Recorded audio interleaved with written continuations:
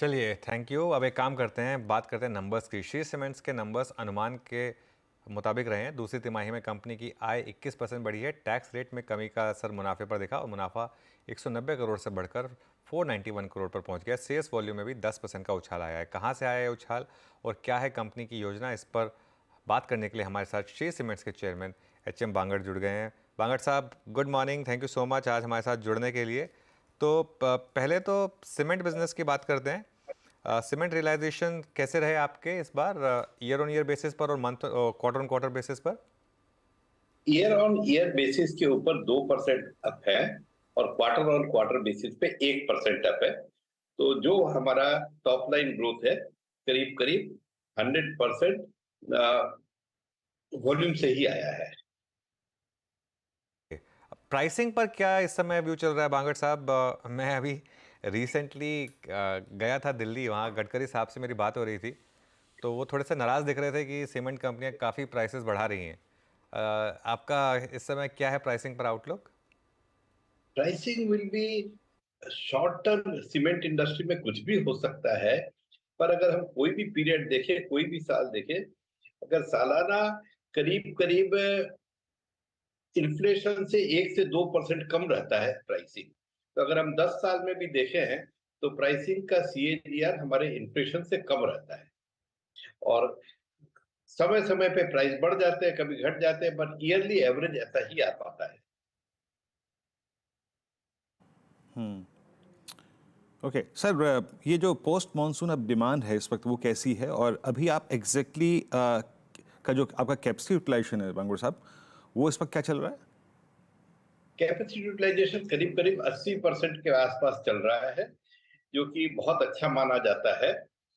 और post monsoon demand बहुत अच्छी है, प्राइसेस भी अच्छे हो रहे हैं, पर मंथ हो रहे हैं।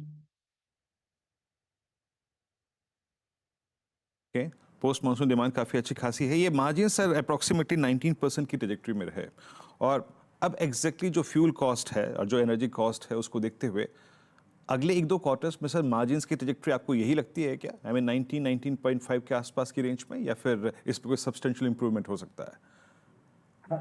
नॉर्मली मार्जिन्स की बात नहीं करते हैं, हम बात करते हैं कि हम वॉल्यूम कितना बेचेंगे, कॉस्टिंग कैसे कम करेंगे।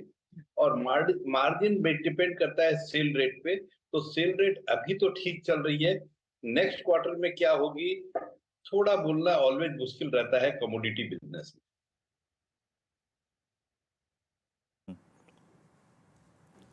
बट लाइकली सर ट्रेजेक्टरी, मतलब ये कंफर्टेबल ट्रेजेक्टरी है आपके लिए 19, 18 की रेंज? हाँ, ये कंफर्टेबल है।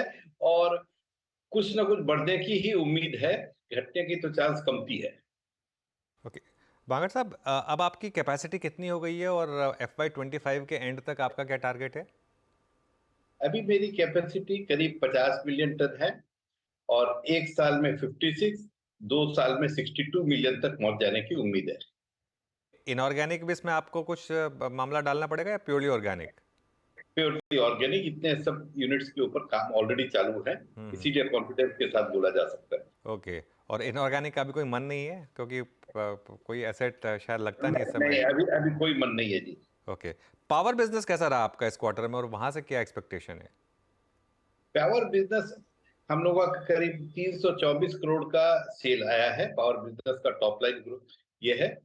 और पावर बिजनेस बिकॉज हम पूरा का पूरा, हमारा कोई भी जगह कोल का लिंकेज नहीं है, हमको सारा कोल इंपोर्ट करना पड़ता है। तो पावर कंपनी के अंदर में हमारी प्रॉफिट्स रफली 8 से 9% रहती है। तो 30 करोड़ की प्रॉफिट आप करीब करीब पावर से समझ लीजिए।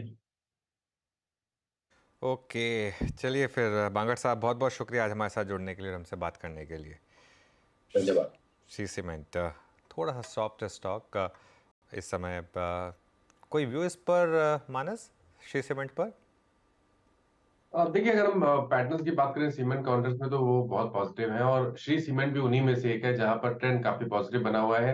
हालांकि अगर हम ब्रॉडर रेंज देखें तो 27,000 ऊपर की तरफ और 25,300 नीचे की तरफ, इस रेंज में स्टॉक ट्रेड कर रहा है। लेकिन अगर वीकली चार्ट पे अगर आप जाएंगे तो वहां ट्रेंड पॉजिटिव दिखेगा। मैं उम्मीद कर रहा हूँ कि 27,000 के लेवल्स को ब्रीच करेगा स्टॉक, और जब भी वो ब्रीच करेगा तो उसके ऊपर आपको कम से कम 4000 रुपए की तेजी देखने को मिलेगी। तो बिल्कुल नजर रखिए, लॉन्ग पोजीशन आपके पास है तो बने रहिए। 25,500 का आपको स्टॉप लॉस लगाना है। ओके, अच्छा एक